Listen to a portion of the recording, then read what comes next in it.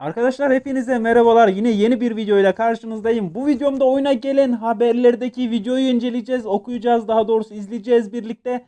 Arkadaşlar yani çok güzel bir güncelleme geliyor çok yakında. Zaten Dupa sisteminin geleceğini, Hydrabos'un geleceğini söylemiştik ama bu videoda tamamen bize açıklıyorlar nasıl bir sistemin geleceğini, nasıl değişikliklerin olacağını. Şimdi sizlerle birlikte videoyu inceleyeceğiz ve yorumlarımı belirteceğim tabii ki. Şimdi videoya başlatalım şöyle. Evet, videomuzu başlatalım, bakalım neler söylüyorlar, birlikte izleyelim ve Hey görelim. everyone, welcome to our latest edition of What's Next in Raid, where we'll be talking all about what's coming next in Raid. We've got a whole lot to wriggle through today, so let's just slither right into it. First Hadi up, bakalım. the Guardian Ring. Some of you may have already seen our other video dedicated entirely to the Guardian Ring, but if not, don't worry.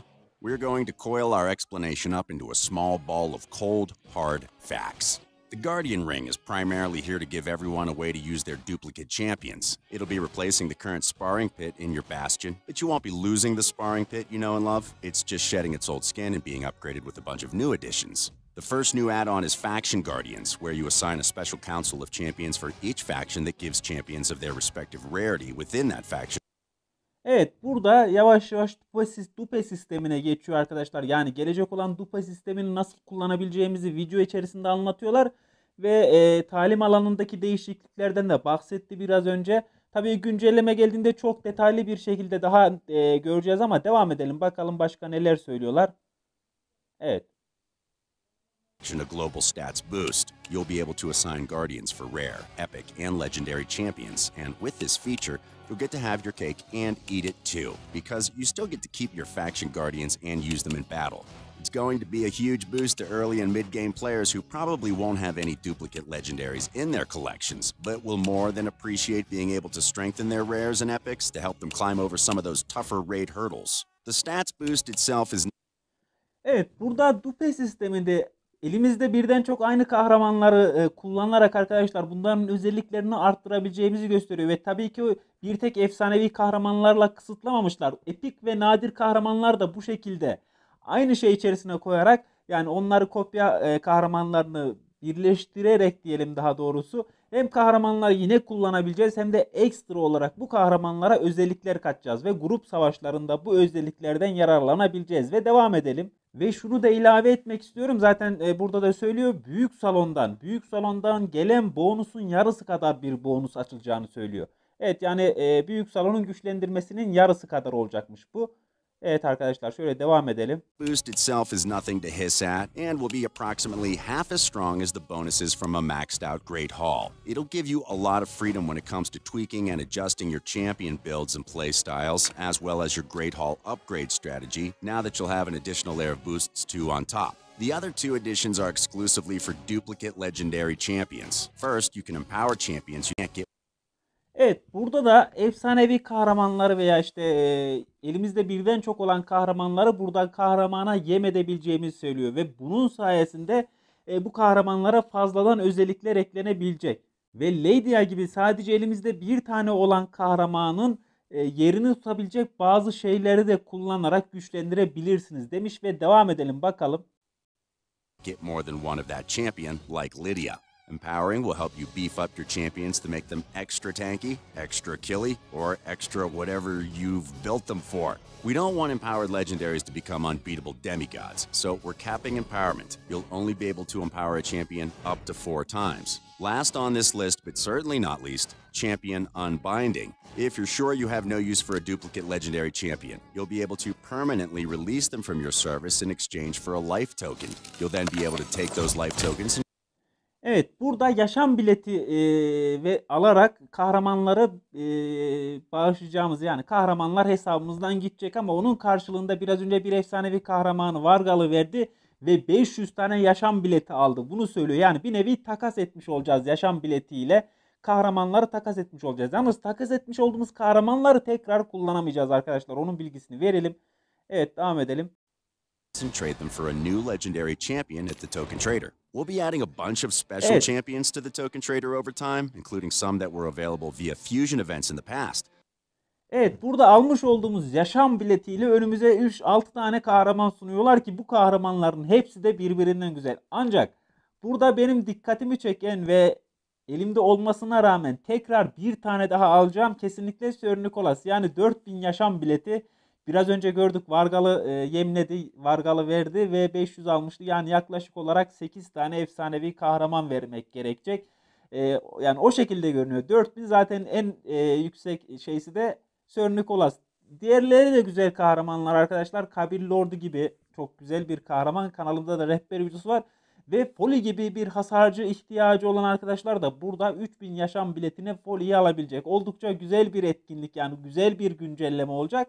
Yani kahramanları elimizde birden çok olan efsanevi ve diğer kahramanları bu şekilde değerlendirebileceğiz. Burası hoşuma gitti. Hani grup savaşlarını yapmış, bitirmiş birisi artık grup savaşlarında kahramanları koyarak bir şey elde edemeyecek. Yani grup savaşlarının zaten sonuna gelmiş. Ya kahramanları kahramanla yem edecek ya da bu şekilde yaşam biletine takas edip buradan bir kahraman alacak. Ben Sir Nicholas'ı almaya çalışacağım. Evet, devam edelim arkadaşlar şöyle. So expect to see Molly Tankard, Manaya, Fushan, and the new and improved Tomb Lord in the near future. In fact, community favorite Sir Nicholas will be coming to town very soon, so you'll be able to hand out some gifts of festive fury to some very unlucky boys and girls. Alright, that's the big update squirming its way in game very soon, but that's not all. Let's take a quick fire look at a bunch of other updates we're bringing to Raid soon. First, the Shadowkin are getting their own faction crypt. It means more milestone rewards, but you'll still have to finish every crypt if you want Lydia. So if you're close to finishing already, you might want to finish the job before you have an... Zaten bildiğimiz bir konu, yani grup savaşlarına Gölge Soyu Endeksini dahil edecekler ve Gölge Soyu Endeksi dahil olduktan sonra Lady'yi almak için biraz daha bir zaman kaybetmek, biraz daha bir emek vermek gerekecek. Ama Lady'yi almış olan hesaplar tekrar bir kez daha Lady'yi almak için uğraşmayacak. Orada zaten gösterdiler, Epic Kitap ve birkaç tane daha yeni ödül eklenecek. O ödülleri alabilecekler. Evet, devam edelim. Another crypt to complete. Second, we're renovating the tavern. We're adding a filter that only shows champions that are eligible for each type of upgrade, as well as the ability to change the sorting orders from ascending to descending. XP brews will also be grouped together in a single slot to make things quicker and easier to manage, and we're also adding a slider to make it even easier. Belki en iyi güncellemede gelecek olan özelliklerden bir tanesi arkadaşlar. Çünkü XP'lerimiz bu şekilde dağınık olmayacak, toplu bir şekilde duracak XP ilişkilerimiz. Yani bundan dolayı da en azından kahramanları yükseltirken böyle yani XP'ler aramayacağız. En azından hepsi toplu düzenli olarak altta duracak gemlerin orada. Çok güzel. Devam edelim. Easier to beef up your champions in one go. Third, we're adding rank and rarity filters to the artifact storage, as well as making it possible to select all the artifacts you filtered for with one tap, so you can sell your gear in bulk. Fourth, and my personal... Evet arkadaşlar, kalıntıları da filtreleyebileceğimiz bir sistem geliyor ki bu sistemin sayesinde artık böyle işe yaramaz kalıntıları çok daha kolay bir şekilde kalıntılarımızın arasından söküp satabileceğiz. Bu da çok güzel bir sistem olmuş. Çünkü kalıntı olarak elimizde çok fazla kalıntı var ve ben çoğu zaman kendi kalıntılarımı böyle satmakta eriniyorum. Çünkü yani 1300 tane kalıntı yeri var ve bu 1300 kalıntının yeri dolduğunda haliyle 1300 tane kalıntıyı tek tek incelemek büyük bir sıkıntı ve stresli. Bu özellik sayesinde de o sıkıntıdan kurtulmuş olacağız. Favorite, changes to save teams and skill instructions. We're increasing the number of save teams to 15, and we'll be dividing them up by game mode so you have 15 for each mode. We're also making it possible to create farming setups that you can run in multi-battle mode, along with being able to set different skill instructions for each round of a battle separately. Alongside these changes, we're exploring some options for how to make it quicker and easier for everyone to speed things up throughout the game, starting with Faction Wars and the Doom Tower. We're going to be kicking things off by enabling super raids for Doom Tower boss fights. And to keep things fresh in battles, we're also adding a new buff and debuff pair that increases or decreases resistance in battle. Being able to have... Arkadaşlar, direnç azaltan ve direnç yükselten bir dezavantajın geleceğini ve avantajın geleceğini söyledi biraz önce. Bu çok güzel olacak. Arenada direnç takımlarına karşı kullanılabilecek veya direnç takımımızda kullanabileceğimiz çok güzel bir avantaj ve dezavantaj olacak. Buna da sevindim ve geldiği zaman göreceğiz tabii ki. Devam edelim. Having enemies resistance is no joke, and we think these effects will add a new layer of strategy to Raid's battles across the board, including introducing completely new team compositions and archetypes. And since we're on the subject of new team compositions, the best thing for that is new champions. A bit of a tradition here on our What's Next series. What you're looking at now is a first sneak peek into the next line of dungeon delving. Boss-beating badasses coming to Teleria in the near future. Okay, that's all we've got for you. Oh, wait, one last thing. Arkadaşlar gelecek olan kahramanları gördük. Bunların ne zaman geleceği hakkında herhangi bir şekilde açıklama yapmadılar ama büyük bir ihtimalle Gölgosoy endeksiyle birlikte açılacak ya grup savaşçılarına. Onlarla birlikte gelebilir. Çünkü orada Gölgosoy endeksi kahramanlarını gördüm ben. Evet, şimdi en önemlisi Hydra Boss'a geldik. Bakalım bu Hydra Boss'taki son durum neymiş arkadaşlar? Gelecek olan yeni boss nasıl bir boss'muş? Hepimizin merak ettiği bir konu ve şimdi birlikte göreceğiz. The Hydra. You might have already seen a few leaks from Raid's sleuth-like detective community about the Hydra already, but if you haven't, here's a full breakdown of what will be Raid's toughest, scariest, and biggest boss fight. The Hydra is our second clan boss, in addition to the Demon Lord you're all well acquainted with. However, it's a bit different than just fighting one boss. You all know the old commonly used adages, 4 heads are better than 1, 4 snakes in the hand are worth 12 in the bush, the more serpents the better. Well, they're all true in Raid World too. This unkillable beast will be bringing 4 heads to every fight, each with totally unique skills and mechanics. Arkadaşlar bu Hydra Boss da Clan Boss gibi olacak. Yani Clan Boss'un yerine gelecek ve bu boss da normalde Clan Boss bildiğiniz gibi her gün yeniliyor. Bu boss haftada bir kez yenilenecek. Ve burada gördüm zaten 3 tane anahtar veriliyor. Videonun ilerleyen dakikalarında da söyleyecek. Onu videoyu şimdi durdurmamak için bunları önden peşin söylüyorum. Ve 6 tane kafası var. 6 tane kafası var ve bu kafalar her hafta değişebilecek arkadaşlar. Yani Kıyamet Kulesi'ndeki rotasyonlar gibi bu bossların kafası da rotasyon geçirip değişebilecek yani. Bugün farklı bir baş gelirken bir sonraki günde bir sonraki haftada farklı başlar ve özellikler olabilecek. Evet, devam edelim ve burada şeyi koymuşlar hemen düşesi yarın 10 çarpı etkinliği var veya bu videoyu yarın paylaşırsam bugün 10 çarpı etkinliği var To deal arkadaşlar. with. Actually, it'll be bringing 6 heads, but you'll only have to deal with 4 at any one time. We'll get into that a bit later, but first, let's break down the basics. It's a big fight, and you'll need reinforcements, so you'll be taking 6 champions into each Hydra battle.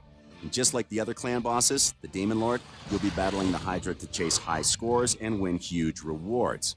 You'll be fighting to stay alive as long as possible and deal as much damage as you can along the way. However, unlike the Demon Lord, the Hydra will be running on a different cycle. While the Demon Lord resets every single day, the Hydra will reset once a week. On top of that, you'll only get 3 Hydra keys per week, so you and your clan will have more flexibility to figure out when you want to take the Hydra on. So, the Hydra will reset every week, and things will stay pretty much the same week to week. You'll fight the same Hydra with a mixture of those same heads. Each head will be tied to a certain affinity, so you'll be able to figure out a good strategy over time to deal with the current challenge. Predictable, easy, right? But here's the twist. Every 4 weeks, a new rotation will start.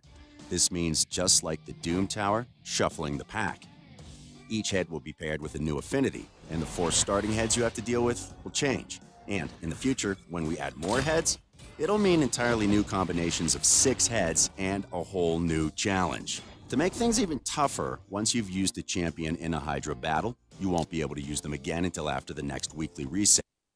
Arkadaşlar biraz önce gördüğünüz zaten kullanmış oldukları takım yani bayağı sağlam, böyle biraz da genelde böyle HP'si defansı yüksek tutulmuş takım aldı oraya ve örtüleyerek düşesiyle örtüleyerek vurdu. Ve yani ölümsüz gibi bir şey değil yani sonuç itibariyle o takım biraz önce gördüğünüz belli bir HP'sini kafaların aldı. Ki yani o kadar da gözümüzde çok büyütmeyelim. Bu boss'u yani büyük bir ihtimalle böyle bir hafta 2 hafta geçtikten sonra o boss'un da zaten özelliklerini çözüp videolarını yayınlayacağız haliyle ve o zaman artık çok daha yararlı taktik takımlar yapacağız. Ölümsüz takımlar gibi şu an kullanmış olduğumuz yani. Bunun için de biraz zaman gerekiyor ama yani normal Clan Boss'a göre gerçekten de zor bir boss olacak haliyle yani o boss'u da vurmak, hasar çıkartmak oldukça zor olacak. Özellikle böyle üst seviye arkadaşlar ama güzel ödüller alacak ki birazdan ödüllerini de gösterecek. Evet, her neyse devam edelim arkadaşlar. Ha, bir de şimdi şunu söyleyecek. Her takımı bir kere kullanacağız haftada. Evet, öyle bir sıkıntı da var. Yani Clan set. Boss gibi bir So takım bulup looking to lock in girmeyeceğiz. a single gimmicky team is off the table here. You're going to need 3 unique teams that can stand up to the challenge to get the most out of the Hydra. Then, every month, re-examine your strategy again because the script may very well have been flipped. Because each head is so unique, you won't be able to use the same tricks every time. We're not going to cover each head's skills right now, but here's a quick snapshot of the 6 heads you'll be fighting against in the first rotation of the Hydra. The head of Torment, the head of Decay, the head of Wrath, the head of Blight, the head of Suffering, and my personal favorite, the head of Mischief. If those names alone don't sound scary enough, wait until you see them in battle. Things get real crazy. You'll be fighting 4 of these heads at the same time, and you'll be fighting hard to stay alive and deal out as much pain as possible.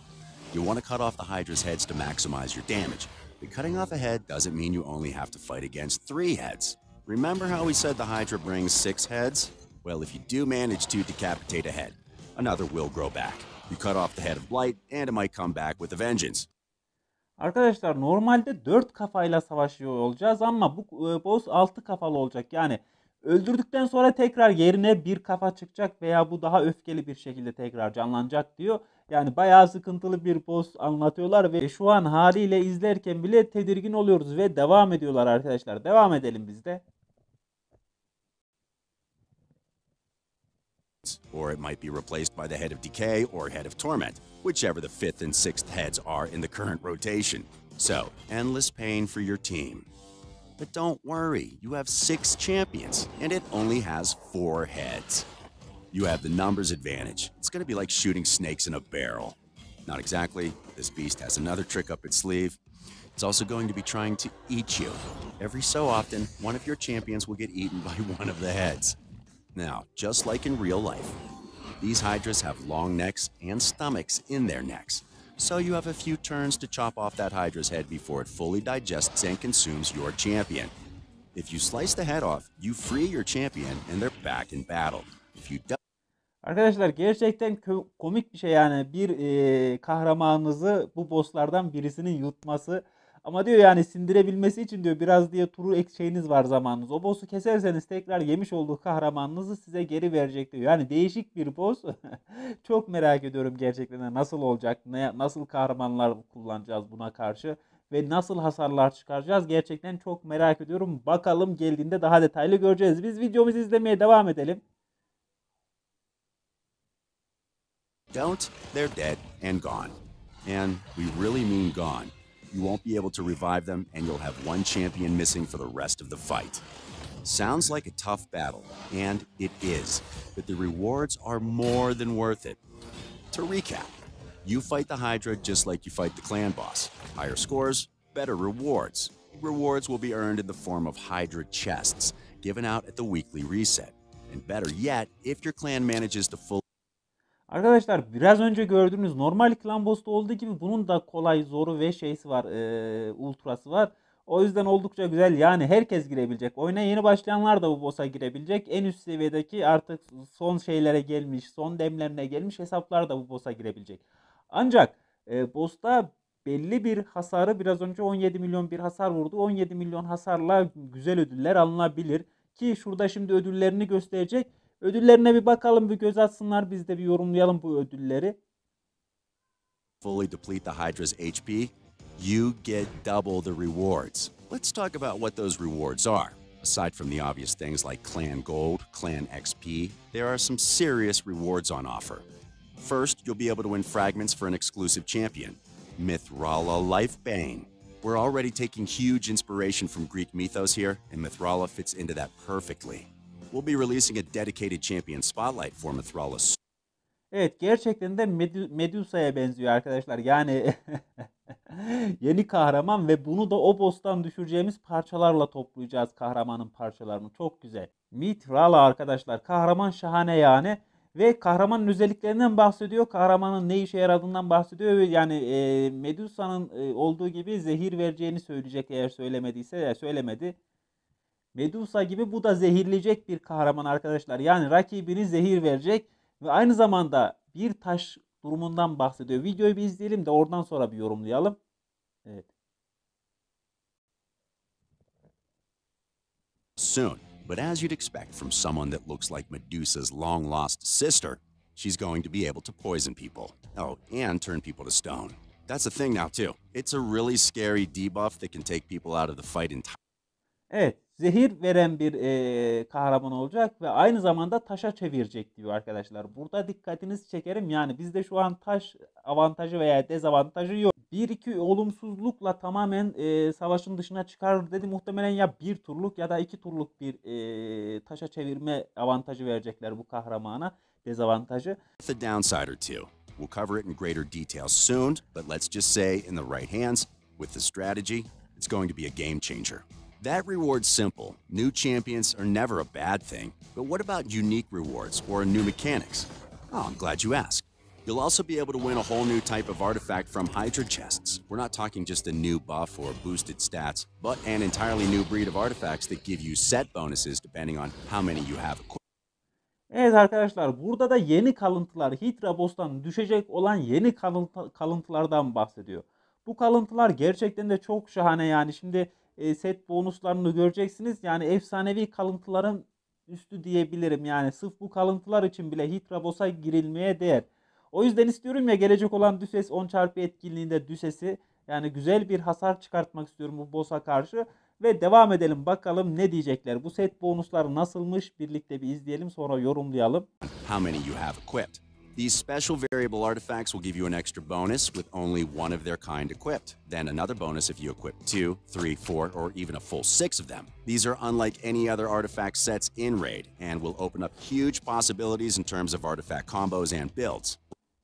Arkadaşlar, görmüş olduğunuz gibi şu an 6 tane seti kuşandı ve her bir set kuşanmasında ekstra bir özellik aldı. Bir setinde almış olduğu özelliğin ardında ikincisini kullandığında bir XP artışı, üçüncüsünde hız artışı diyerek gidiyor. Oldukça güzel bir set. Yani bundan 3 tane bile kuşanmış olsak set olacak. Yani bir tane bile kuşanmış olsak set olacak. Yani illaki set kuşanmamıza gerek yok dediğimiz konu tamamen bu yani arkadaşlar. Bir tanesinde bile bonus özellik alabileceğiz. Çok güzel. Evet, devam edelim kalıntımızın özelliklerini izlemeye. Right off the bat, we'll have two of these special variable artifact sets. Set 1, Stone Skin. Equipping a single artifact from this set will give your champion a modest but useful 8% HP boost. Equip 2, and you also get an extra 40 resistance on top. But equip 4, and you'll get access to an entirely new defensive buff called Stone Skin, which you'll get for one turn at the start of the round. Stone Skin will mean your champion takes almost no damage from enemy attacks, and makes your champion immune to all debuffs except for bombs. In fact, bombs will actually do more damage as they can shatter your champion, but it's still a great trade-off for all the benefits of Stone Skin. That's if you equip 4, but equip 6 and you get 2 turns of Stone Skin, plus a boatload more stat boosts. The next set's called a protection set, and it works the same way. Equip 1, 2, or 3 artifacts and get extra stats, but at 4, the set has a chance to protect any buff the wearer casts or receives. Protected buffs can't be removed or stolen, so this set is sure to be invaluable to any champion whose buffs are the bedrock of your team. Just like the Stone Skin set, this becomes even more powerful at 6 pieces. The protection chance increases, plus you have the benefits of all the other stat boosts along the way. If the Arkadaşlar, bu setler gerçekten de oyuna seviye atlatacak setler. Yani çok güzel özellikleri var. Her yerde kullanılabilecek setler. Yani her birinde bonus alırken bu setlerden, yani arenada olsun, zindanlarda olsun vesaire, çok güzel. Yani aşırı derecede güzel işler yapılacak setler. O yüzden yani çok hoşuma gitti setlerin özellikleri de. Devam edelim bakalım. special mechanics alone weren't enough for you to want those sets. How about raw power and strength alone? Stone Skin and protection artifacts will be available in an entirely new rarity, Mythical. Mythical artifacts are a step up from legendary artifacts in strength, and you won't be able to find these anywhere else. Mythical artifacts start with all 4 substats unlocked, but one of the substats will be increased to the equivalent of a level 4 legendary artifact, meaning you'll be able to eke out a little bit more power from mythical artifacts than legendary. Arkadaşlar, bu seti efsanevi setten güzel yapan özellik ise ekstra bir tane 4. yükseltmede bir tane bonus bir kendi yükseltme yapacağını söylüyor. Şu an mesela altlara defansa vermediğine rağmen defansı 11'e çıkartmış, 16'ya atmış kalıntısını Ve oldukça güzel yani, her bir setten ekstra yani 5 yükseltme alıyor altlardan. Oldukça güzel. Yani efsanevi kalıntıların daha iyisi bir kalıntı karşı karşıyayız. Mitik kalıntılarıymış bu da. Devam edelim bakalım. Secondary ones. It's a small edge, but at the highest level, those small margins make a big difference. As you can probably tell, these artifacts will be incredibly versatile and useful pretty much anywhere, no matter whether you're focusing on PvP or PvE. The Hydra is a huge update, and we'll be gradually adding more content to it over time, with awesome new rewards and terrifying new heads. And we're super excited to see what Evet, biraz önce açılan bir sandığı gördük. O sandıkta da çok güzel kalıntılar yan yana dizildi gitti yani. Hydra Boss'tan düşen ilk sandıktı o. Bunu da kendi hesaplarımıza alacağız arkadaşlar. Umuyorum o şekilde yani güzel bir takım kurduğumuzda bu bosslar da yenilmez değil. Tabii ki klan olarak savaşacağımız için haliyle haftada belli bir hasar vurabileceğiz 3 anahtar ile ve o setleri alacağız. Evet, devam edelim. you guys think of it. And that's it. Whew, that's a lot. We hope you enjoy. Evet arkadaşlar, söyleyecekleri bu kadarmış ve sonuna geldik diyor, artık sizler ne düşünüyorsunuz diyor. Yani ben şahsen düşüncemi söylemem gerekirse bu güncelleme hakkında. Arkadaşlar yani gelecek olan kopyalama sistemi gerçekten de elinde birden çok kalıntıları, birden çok kahramanı olan hesaplar için çok şahane bir çözüm olmuş. Yani özellikle de benim hala kafam Sir Nicholas'ta. Elimde bir Sir Nicholas var. İkincisini de alacağım yani oradan. Yani 500 puan Vargal'dan aldık. Yani muhtemelen şöyle hesap yapıyorum. 8 tane efsanevi kahraman oraya verirsem elimde olan efsanevi kahramanlardan orada şey güzel bir şeyler alabiliriz. Sir Nicholas'ı alabiliriz elbette. Ben Sir Nicholas'ı alacağım. Tabii siz ne almak isterseniz. Tabii ki bunun daha gelecek olduğunda, geldikten sonra daha detaylı göreceğiz. Kaç puan neler ediyor, neler yapılabilir gibi. Yani gerçekten de o puan 500 puan alınmalı mı, yoksa kahramanı kahramana mı yem etmeliyiz veya grup savaşları için entegre mi yapmalıyız birbiriyle gibi. O zaman çok daha detaylı anlayacağız. Ve ikinci olarak kalıntılar oyuna resmen yeni bir çağ atlatacak. Gelecek olan avantaj ve dezavantajlar, yeni avantaj ve dezavantajlardan bahsetti. Ve en önemlisi gelecek olan yeni kahramanlardan bahsetti. Ve en önemlisi bu Hydra Boss'tan düşüreceğimiz yeni Medusa'ydı. Onun kardeşiydi, ismini unuttum da onun kardeşi yani çok şahane bir kahraman gibi görünüyor. Görseli çok güzeldi. Zehir verme özelliği olacak ve aynı zamanda rakibini taşa çevirme özelliği olacak. O yüzden de güzel yani, rakipten bir nevi kışkırtma dezavantajı demeyelim de hatta sersemletme dezavantajı gibi bir şey olacak. O da buz dezavantajı. Tabii o da geldiğinde daha detaylı inceleriz, o dezavantajı ne işe yarayacak. O da güzel, hoşuma gitti. Yani bu gelecek olan güncelleme gerçekten de oyuna yepyeni bir çağ başlatacak arkadaşlar. Bu çağı başlatacak ve bu Hydra boss'lu olacak. Yani haliyle bu güncellemeden sonra artık örtü veren kahramanlar değerli olacak. Bildiğiniz gibi Düşesi 10 çarpı etkinliği gelecek veya gelmiştir. Bu videoyu ne zaman izlersiniz bilmiyorum. Yani o yüzden Düşesi almayı çok istiyorum. Sizler de sırf bu yüzden, bu kalıntılara ulaşabilmek için, bu boss'a güzel hasarlar vurabilmek için Düşesi alırsınız arkadaşlar. Hepimizin aklında bir soru var şu an. Bu güncelleme ne zaman gelecek? Şu an onunla ilgili bir açıklama yapmadılar. Benim şahsi düşünceme göre arkadaşlar, zaten videonun içerisinde ufaktan böyle bir çağrıştırıyorlar.